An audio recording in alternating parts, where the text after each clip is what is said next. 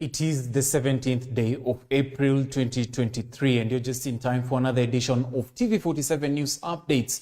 We have so much lined up for you on our bulletin this afternoon. Remember, you can always interact with us on our social media handles indicated at the bottom of your screens. Now, with that said, my name is Dennis Otieno. I trust you're doing well. Welcome to the broadcast. Now, on to our top story this afternoon. 7 more people have been rescued from the Shakahola religious cult by local leaders as controversial preacher Paul Mackenzie Nthenge is set to appear in court today. The 7 were rescued on Sunday night in efforts put in place by Adu Member of County Assembly MCA Samson Zia Kahinde, who drove them to the Malindi police station. Police will be seeking to be granted more time to hold Mackenzie as they gather more evidence against him in a cult-like religious ritual where people fast until they die so that they can see God.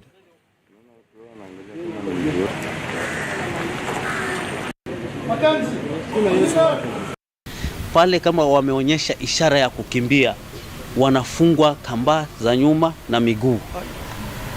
Wakifungwa sasa kama pengine wanaweza kuninia hata kushikwa koo na kunyongwa na kumalizwa pale ndani.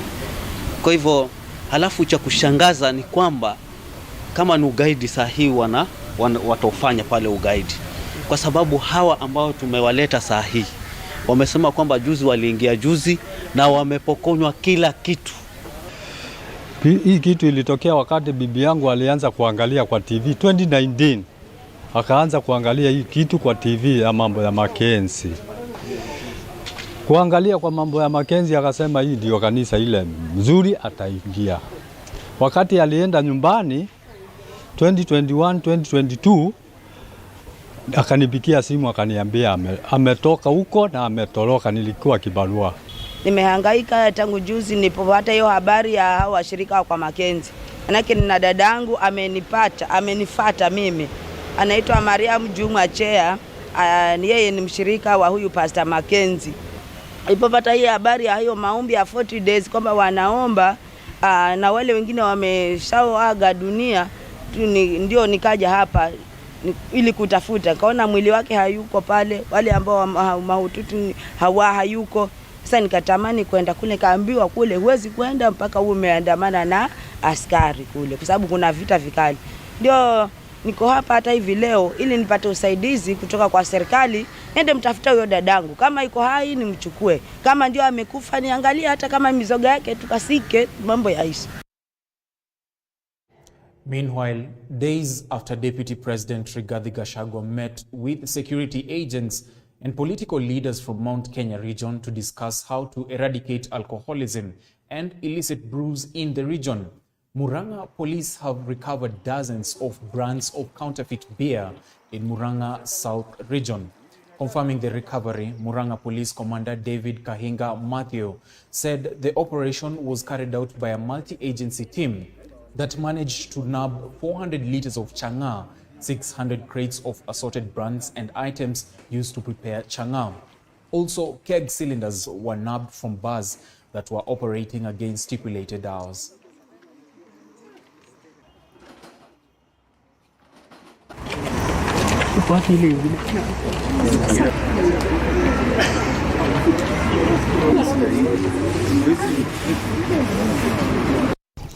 In the last 24 hours, we've been able to seize quite a number of consignments,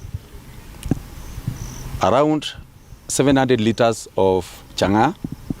We have around 500 liters of kangara. And also we have around 60 crates of Ferrari, the one that I just displayed, which is posing serious threats to the health of the members of the public here in Murang'a. Also, I would like to say that we have many rolls, around 50 rolls of bangi, and also 4,000 liters of chang'aa were destroyed because of the terrain. Some of it is just brewed along the riverbanks, and we agreed on how to go about it. I wish to give a warning or a notice to the people that are involved in this venture that it is no longer business as usual here in Murang'a County. One thing that we have done as police officers is to come up with a formidable team that will be able to go for those individuals that are involved in these businesses. We have some of them that are brewing these substances along the riverbanks, and also we have some others that are operating these businesses near primary schools and churches. And still in the central region, the high unemployment rate is causing an increase in substance abuse in central Kenya. This is according to youth from the area who are now calling on area leadership to launch drastic efforts to counter alcoholism in the area. Speaking during a football finals at Kanjo grounds in Gishongo, the youth said that most of them are educated and talented but have fallen into alcoholism and drugs due to a lack of opportunities.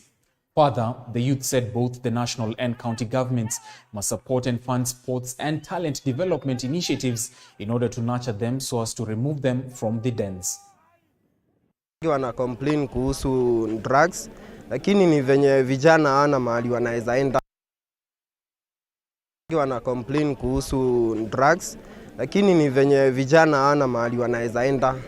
Ujue mtu bemba atmosphere yenye anakaa nayo. So the moment umeachilia kazi yetu ni kushinda huko manyumbani on Sundays, on weekends. Wazazi pia hapo mnaanguka, na ndio maana mnaona pia vijana wenu wanaanza kukula miraa, wanaanza kukunywa pombe, bangi. Lakini kama mnaweza inua talanta kama hizi, kuna waimbaji, si football peke yake. Tuko talented na many areas.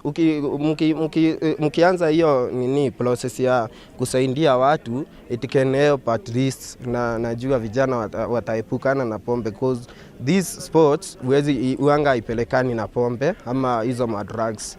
Na I think kama mtatutafutia kitu vitu tukufanya sports, atakaa ni madrama tuko, yeah, I believe tutasucceed, because si kila msee alipata hiyo chance ya kuendelea na masomo. Now, from curbing alcoholism in the central region to sad demises in the western region, where 2 students who are expected to take the Form 4 exam this year have died after being covered by sand while digging for gold in Shichinji village, Ikolomani constituency, yesterday evening.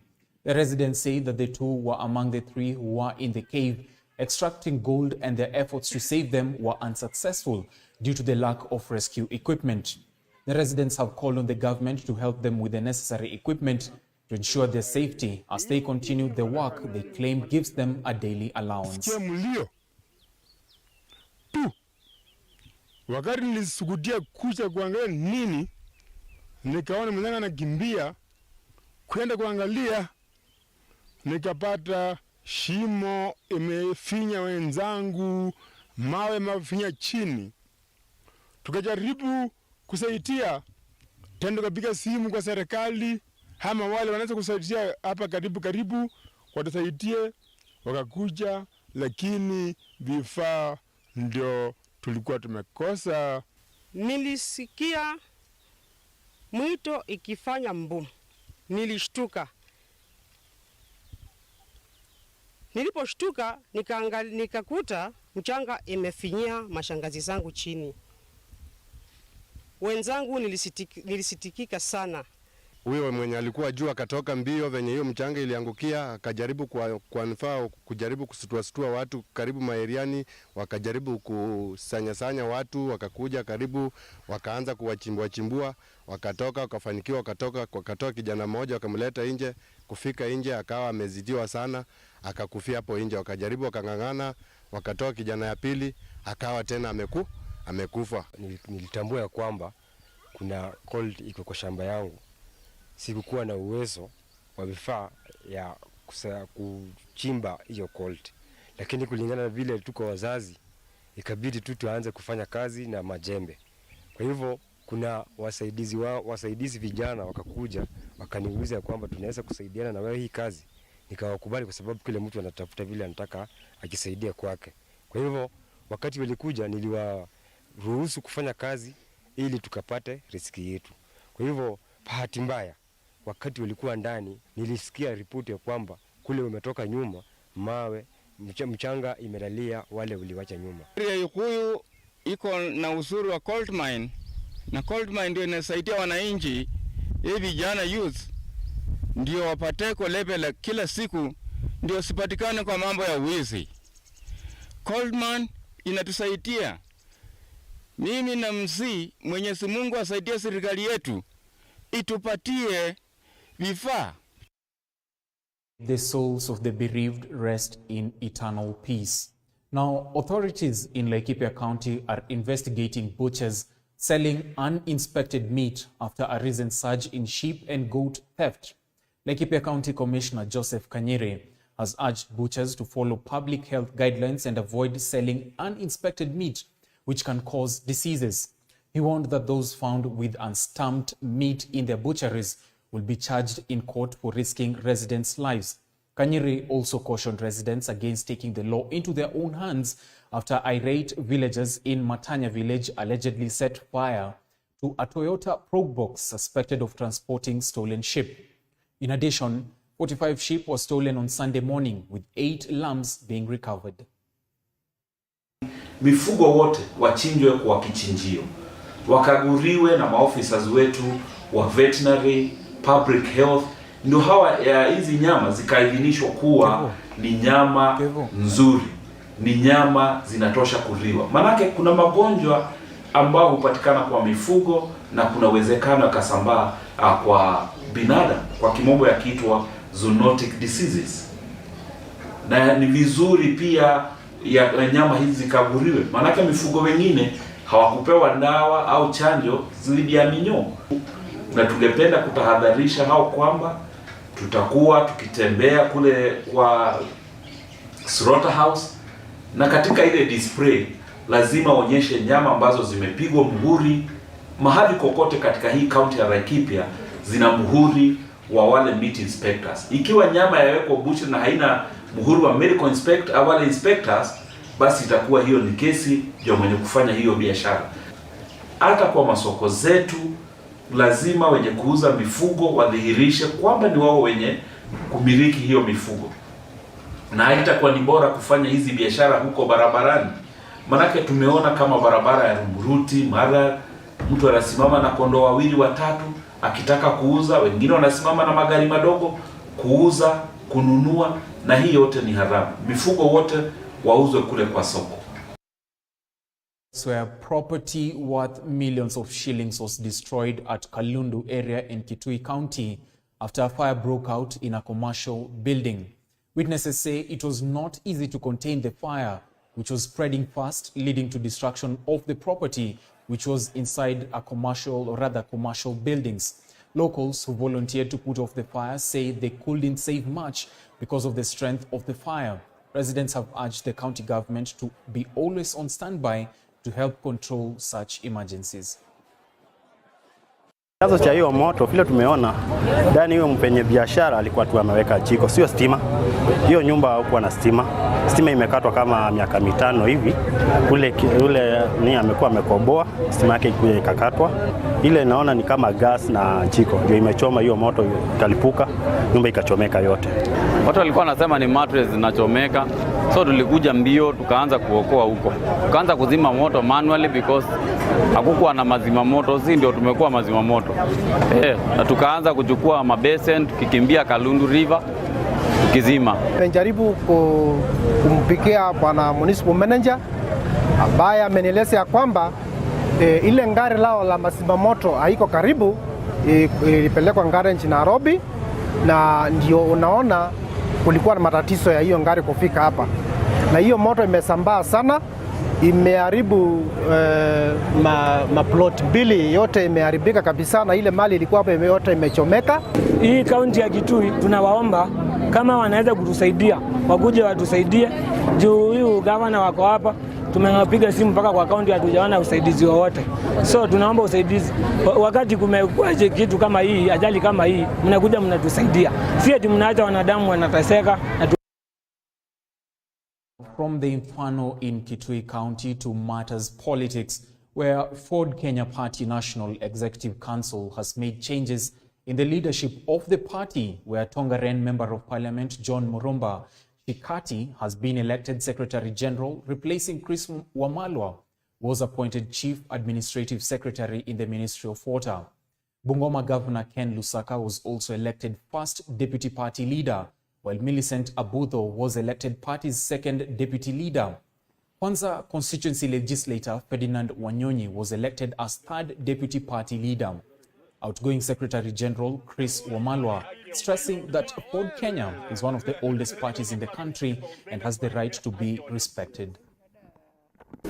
And today, as the outgoing Secretary General of the party of Ford Kenya, we've seen a smooth transition whereby through the party organs, the management committee, which is in charge of day-to-day operations, they met and picked some names among those people who had shown interest. And in line with our constitution, it has to be ratified by the NEC. And today, I'm proud to say that among the applicants, the contestants, it is Honorable John Chikati Murumba, the MP of Tongaren, who emerged the winner to take over the Secretary General position of Ford Kenya. And I want to take this opportunity to congratulate Honorable Chikati. As you know, the Secretary General is the spokesperson of the party. We are not going to fold Ford Kenya at all. I must put that very clear. Ford Kenya is going to contribute to strengthening itself first, and then strengthening the Kenya Kwanza fraternity.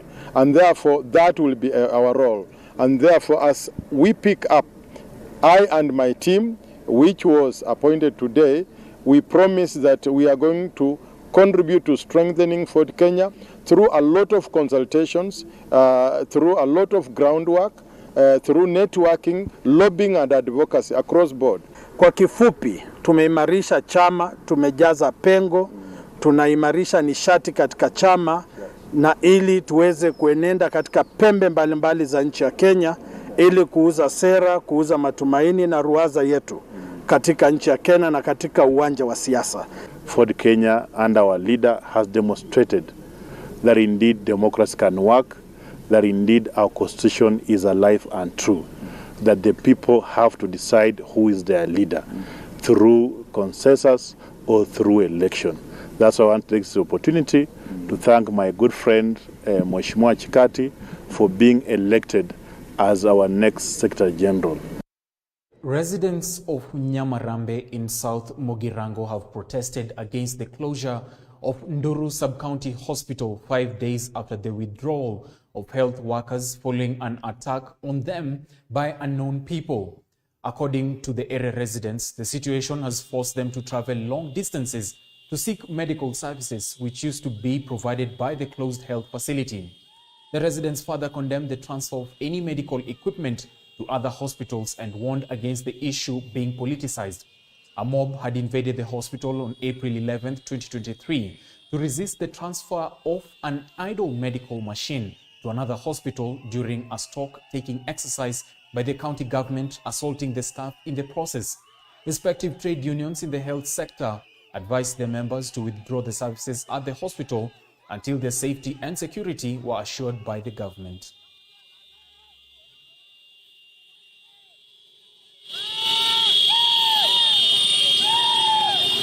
Hospitali yetu ya Nyamarambe imefungwa na sababu hatujui.